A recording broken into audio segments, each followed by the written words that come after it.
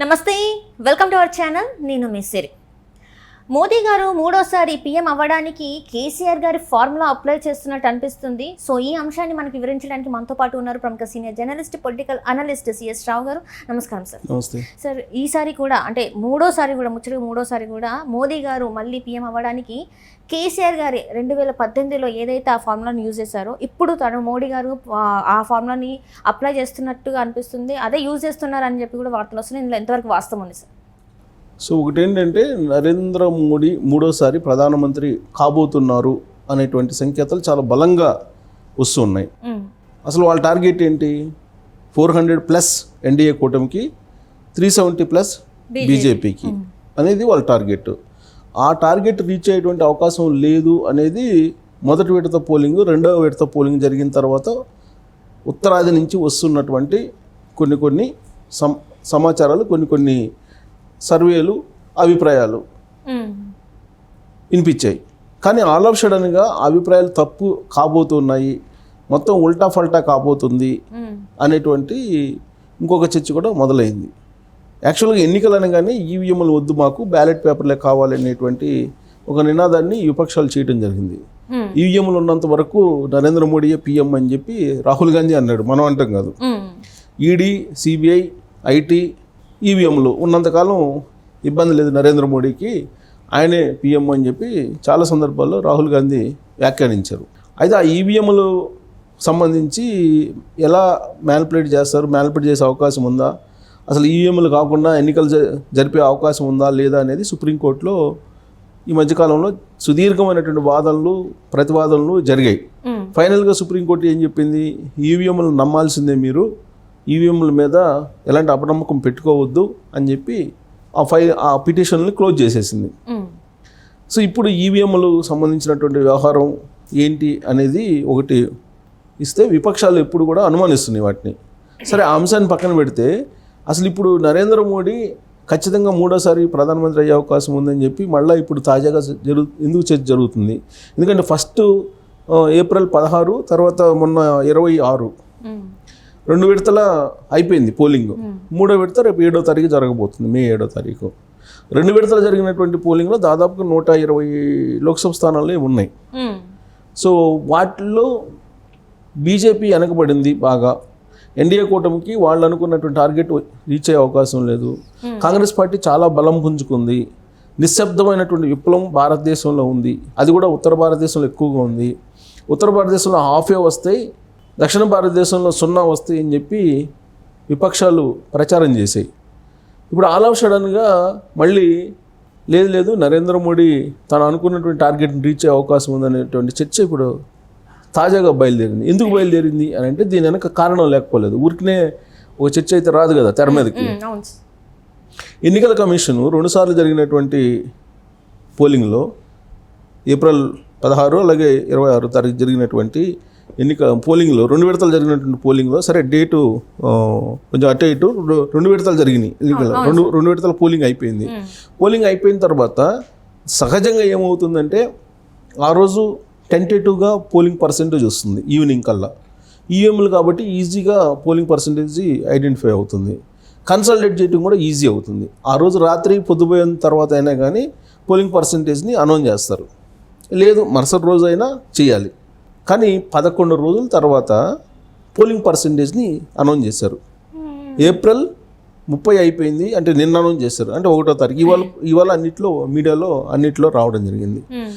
April 16, April 26 జరిగినటువంటి 2 విడతలు జరిగినటువంటి పోలింగ్కి సంబంధించినటువంటి పర్సంటేజీ ఎన్ని రోజుల తర్వాత వచ్చింది? 11 రోజుల తర్వాత పోలింగ్ పర్సంటేజ్ వచ్చింది. పోలింగ్ ముగిసినటువంటి రోజున ఫస్ట్ విడత లేక 2వ విడత 61% పోలింగ్ అయ్యిందని చెప్పి న్యూస్ వచ్చింది. సో పోలింగ్ పర్సంటేజ్ తగ్గింది కాబట్టి ఖచ్చితంగా ఇది కాంగ్రెస్ పార్టీకి అనుకూలం అయ్యే అవకాశం ఉందనే ఒక యాంగిల్లో ఆ చర్చలు జరిగాయి. పోలింగ్ పర్సంటేజ్ తగ్గింది అంటే నరేంద్ర మోడీ ప్రభుత్వం మీద అంటే ఇంట్రెస్ట్గా లేరు అని రకరకాల. జనరల్గా ఏంటంటే పోలింగ్ పర్సంటేజ్ ఎక్కువ పోలైతే కనుక ప్రభుత్వ వ్యతిరేక ఓటు అంటారు. పోలింగ్ పర్సెంట్ తగ్గింది అని అంటే అది ప్రభుత్వానికి అనుకూలం అనేటువంటి జనరల్ విశ్లేషణ. కానీ ఉత్తర భారతదేశంలో జరిగినటువంటి పోలింగ్ తీరుని కనుక చూస్తే అక్కడ ఇండియా కూటమికి అనుకూలంగా ఉంది అనేటువంటి సంకేతాలు ఉన్నాయని చెప్పి వచ్చినటువంటి అభిప్రాయం. అది ఇప్పుడు పోలింగ్ పర్సంటేజ్కి వచ్చేటప్పటికి 61 నుంచి ఒక్కసారిగా 67 అయింది, 67.12 ఏమైంది ఇప్పుడు. అంటే ఎంత పర్సెంటేజ్? ఆల్మోస్ట్ 7% పెంచుతూ అఫీషియల్గా అనౌన్స్ చేశారు 11 రోజుల తర్వాత ఎన్నికల కమిషన్.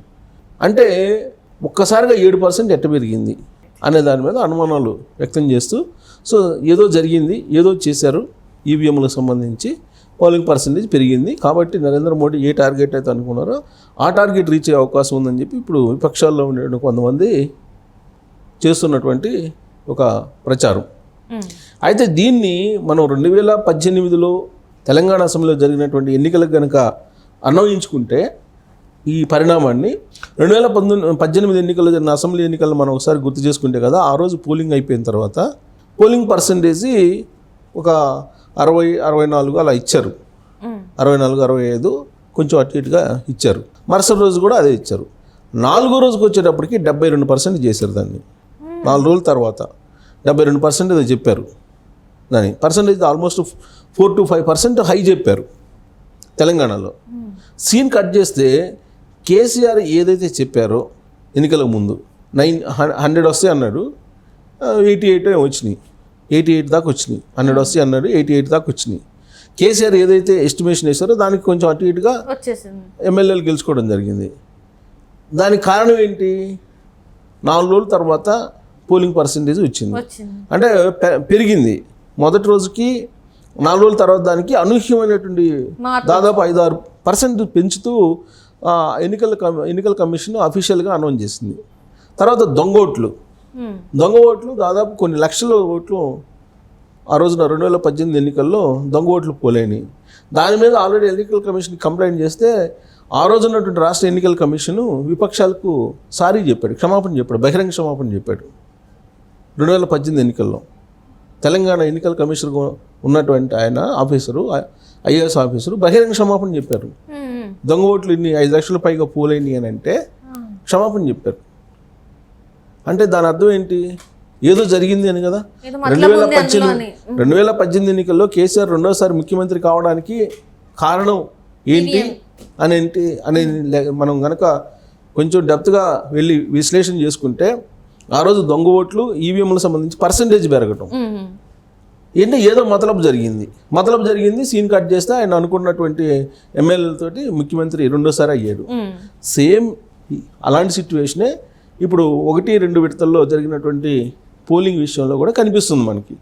అందుకే నరేంద్ర మోడీ ఏదైతే టార్గెట్ అనుకున్నారో ఆ టార్గెట్ని రీచ్ కావడానికి అవకాశం ఉందని చెప్పి ఇప్పుడు మళ్ళా విపక్షాల కూటముల్లో, విపక్షాల సర్కిల్స్లో స్ప్రెడ్ అవుతున్నటువంటి న్యూస్. అంటే దీన్ని బట్టి ఏంటి, ఆల్రెడీ నేను 2018లో అదే చెప్పాను. 2018లో ఎలక్షన్ కమిషనర్ బహిరంగ క్షమాపణ చెప్పాడు జరిగినటువంటి పొరపాటుకి. కానీ ఆల్రెడీ కేసీఆర్ గెలిచిపోయాడు కదా, అప్పటికే చేసేది ఏముంటుంది ఇక్కడ. అలాగే ఇప్పుడు నరేంద్ర మోడీ 3వసారి పక్కాగా ప్రధానమంత్రి అయ్యే అవకాశం ఉంది అనేదానికి ఈ పోలింగ్ పర్సెంట్ 11 రోజుల తర్వాత ఒక 6% నుంచి 7% వరకు పెరిగింది. ఏదన్నా 1%, 1% అటు ఇటు ఉంటుంది. ఇది అంటే అంతా వాళ్ళు కరెక్ట్ చేసుకొని మొత్తం సమప్ చేసేదానికి. కానీ ఇంత పెరగదు కదా. ఇంత పెరిగింది అని అంటే ఏదో జరుగుతుందనేది విపక్షాలకు ఉన్నటువంటి అనుమానం. దాన్ని మనం కాదనలేము. Right sir, right. Thank you so much sir.